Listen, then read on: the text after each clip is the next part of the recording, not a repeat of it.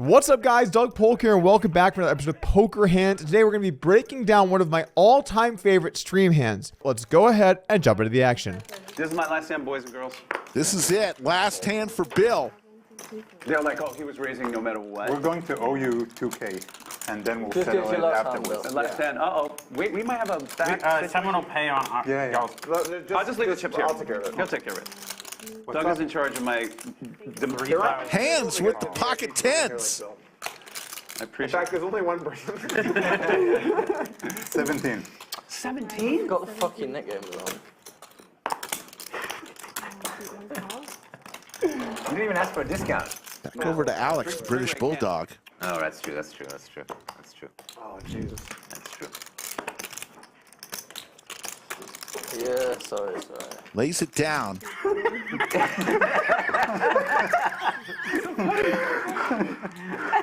Our hand begins at 100, 200, 400 with a $200 ante, and Bill Perkins declaring that this is his last hand before he has to leave to go on a flight, which will become relevant later in the hand. He looks down at King Jack offsuit and opens it up in the cutoff. I will note, when players seem especially eager to play their last hand before they go, pre-flop ranges might get a little bit loose, but either way, this hand's certainly a hand you're going to want to open when you're in the cutoff. Action folds to Alex, who looks down at ace-5 offsuit and decides to call here in the middle blind. I think sensing a little bit that there could be some splashy stuff that goes down. Definitely not a standard call you're going to want to make, but probably looking to play a pot with Bill before he has to head out. At this point, Handz looks down at pocket 10, sitting on a stack of just over $230,000 to start the hand, and he bumps it up to $17,000 to go. Pocket 10's definitely a hand you're going to want to be 3-betting, particularly in this kind of scenario, and against players that are going to give you some action. It's also a very good hand. Back over to Bill, King Jack offsuit. In theory land, this hand probably a fold when you're facing an almost 6x 3-bet, but when you've got a flight to catch, you got to see at least one flop. Bill does make the call, and let's take a flop. Call, that's not a call.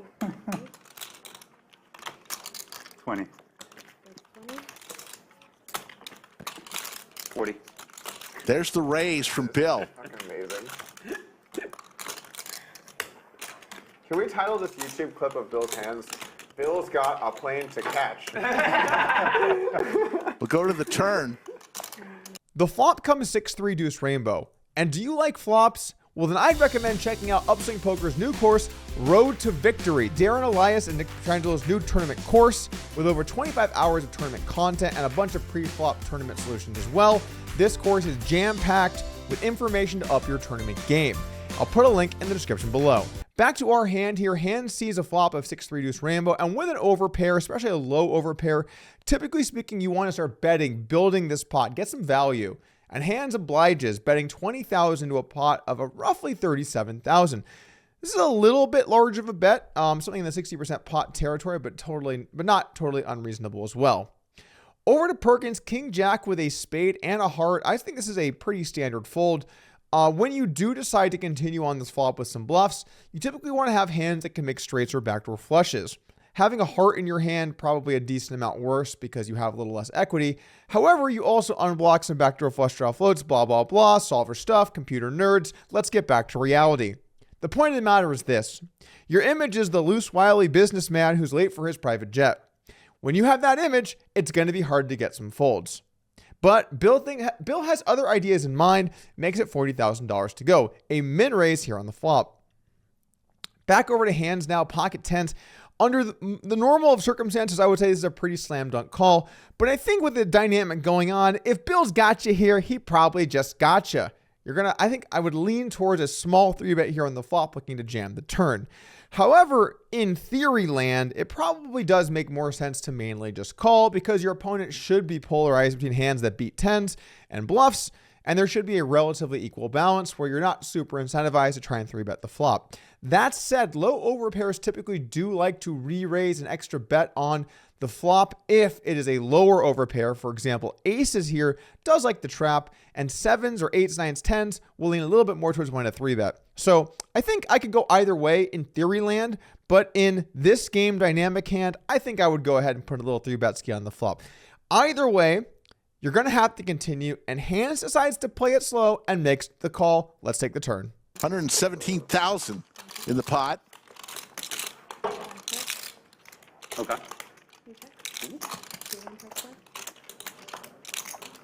Check mark for Handz.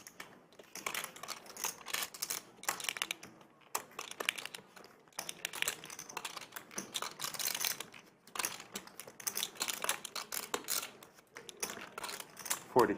40,000.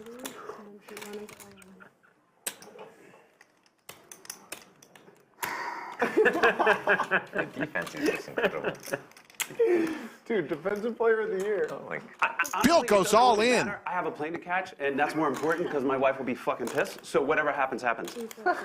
What? All right, I'll take care of it. Okay, got you. Thanks. Bill is leaving after going all in. Thank you. Should I give him a discount or no? Catch you at Whatever Doug says. Doug can do whatever. I don't know. Doug can do whatever. I'll get your number from Doug. I'm gonna just let that stand. Okay, guys. All right. Thanks. I don't feel comfortable offering a discount on whatever the hell happened over here. Oh, But Bill left the building. I'll get you the contact. Has a plane to catch. Anyway, bet stands. I'm not offering a discount on whatever the hell. I think 1K off. 1K off? You want 1K back? All right. I'll tell you what. You can get 1K back on this, so it's 1K off. That's a good point, Dan. And Handz is left with a decision. For this call, we'll pass can't the get a hat readout. around. However, that 1K has to be in $5 chips. So we're gonna go get you 2 racks of red, and you gotta play with it for the rest of the session. 1K discount. Just good marketing. Are you kidding me? That was a hell of a performance. Like he leaves on this note. I can't believe you resisted temptation not to have a look. I don't want to. It's gonna be a good thumbnail. This is scary. Well, like, what if he tries to counter negotiate? I know the cards. I don't want that. Yeah, I it's for the don't, best. No, we have to just leave it. 2 racks of red back. But regardless of outcome, I think we have to see. We have to see it after the hand. Well, Handz doesn't know what to think. The turn comes to the 9 of clubs. Now a flush draw on board. The pot's 117,000. Players have 174 total. Handz checks. Bill quickly checks behind. Typically speaking here, hands, you're going to check everything, so that's certainly standard. And for Bill, you want to bet this turn when you have a hand that has a club in it because you block flush draws that continue the turn, and you get more runouts that you can barrel on. Additionally speaking, you block a lot of those check calls on the turn. That's actually the more important point rather than the barreling point. Regardless, this is a hand that probably doesn't like to bet the turn all too often. Yes, you block kings and jacks, but you also block maybe some floats like ace king or ace jack. Either way, this hand not particularly incentivized to bet the turn. And Bill does decide to check it back, and let's take a river. The river comes to 6 of diamonds pairing the board, and this is where our hand gets completely insane. Handz decides to go for a 1/3 pot bet.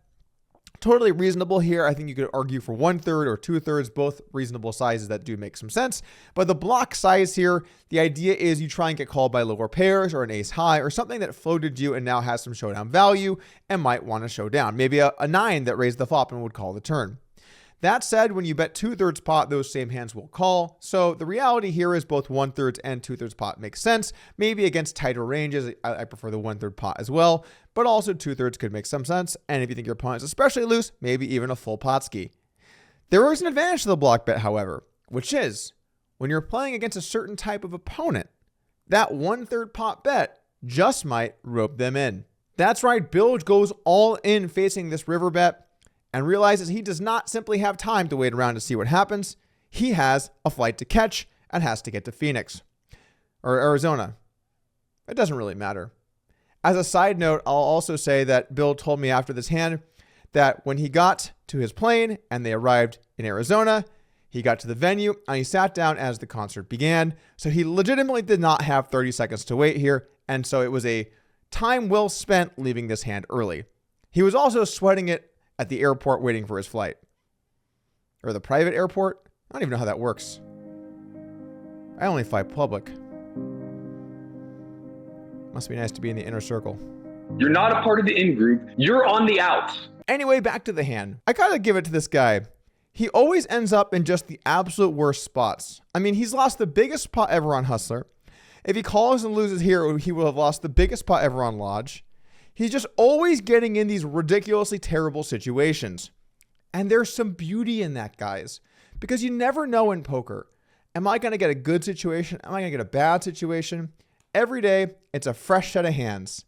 And just because you're running good doesn't mean it can't stop. But also, just because you're getting put in the most fucked up spots possible also does not mean it's going to stop. Anyway, what should Handz do? I think it's a tough one. I know it's easy to sit here and say, we can see the cards. This guy is going crazy. He's not even standing around the table. Just call him, man. But you got to remember, this is 134,000 more in the river to call. That's a very large call. There's a lot of money here on the line. And a 6 does kind of make some sense. I think a 6 would mainly just call the flop, but it would make sense sometimes to check the turn back with a 6. Maybe Bill raise the flop with a 6-5 suited, a 6-4 suited, a 7-6 suited kind of hand to try and protect his equity, check the turn, and then just jams the river over a bet, which is certainly how he would play value. There are some suit considerations here, which is having a heart is definitely better than not because it unblocks Bill's backdoor flush draw floats. But again, I don't think we got to get into the nerdy solver stuff because this just is kind of simple. If you think this guy is just running it on you to catch this flight and have a sweat ski on the way to the airport, you got to put your foot down. If you think he managed to change gears knowing his image, it might just be time to make a prudent laydown. Yeah, I will turn it over regardless of action here because it's going to eventually be. Yeah. Also, because it'd be funny. Yeah, that's the main point. Wow. Wow. When you said, I mean, yeah, this is. It's hard to get a read on that guy, huh? Yeah. He doesn't look nervous. What are you thinking? I mean, you don't have to worry about any tells here.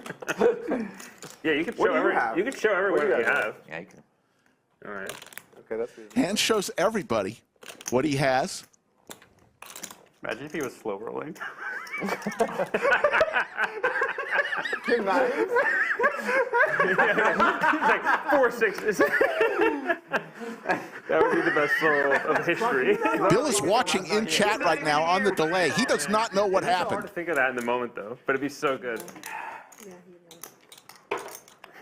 Had to catch an airplane. Calls the clock. I'm good. Goes all in and leaves the building. Am I able to use these, Miranda? I'm okay, thanks, Sam. Actually, okay, right? You're allergic to peanuts? Let's run to the bathroom. Tree nuts. Which ones are the tree nuts? Oh, everything but peanuts. Oh, this hand. Oh, it's a big Peanuts hand. at Lagoon. There's a big hand. Big hand. That small raise on the flop did seem like maybe top pair or something. What was the turn action? And I do have 200K back. Check, check. Yeah. Turn was check, check.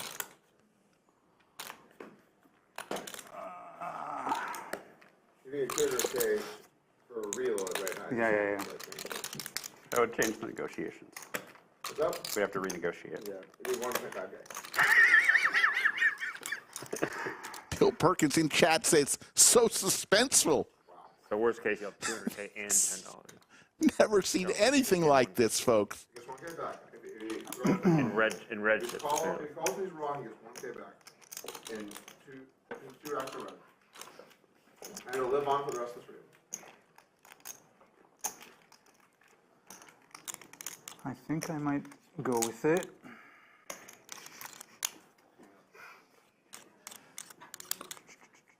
I am not envious of the positions you're in right now.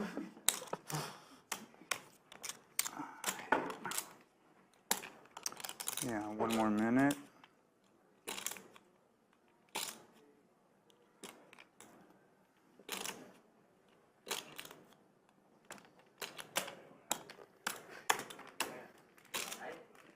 Doug, you haven't seen his hand, have you? No.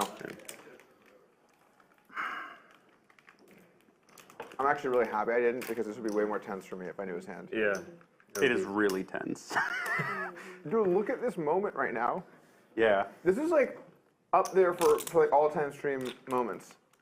He jammed 200 or 100 whatever over a river bet and just left town. He's like in another state right now. He's like, I don't have time for this shit. I'll see you Handz guys is later. laughing at that comment. Then he asked us a report. Are you going to still be running it at 3:30 a.m.? I'll fly back to play. I love playing poker with Bill. Lays it down! And Bill Perkins from the Austin airport. No, that's not. That's not. King a six good. of spades is why. He folded. I think it's the six of spades. I guess if it's a 9, it's on. And Phil Perkins. Something we've never seen before. I don't think we'll ever see again. A man goes all in, leaves the building, and finds out from the Austin airport that he just won. If he were here, he would say, "I'm jacking off." And Handz is distraught at the bar. Oh my God. Oh my lord. Oh boy. That's some balls there. See you guys again soon. Thank you for tuning in.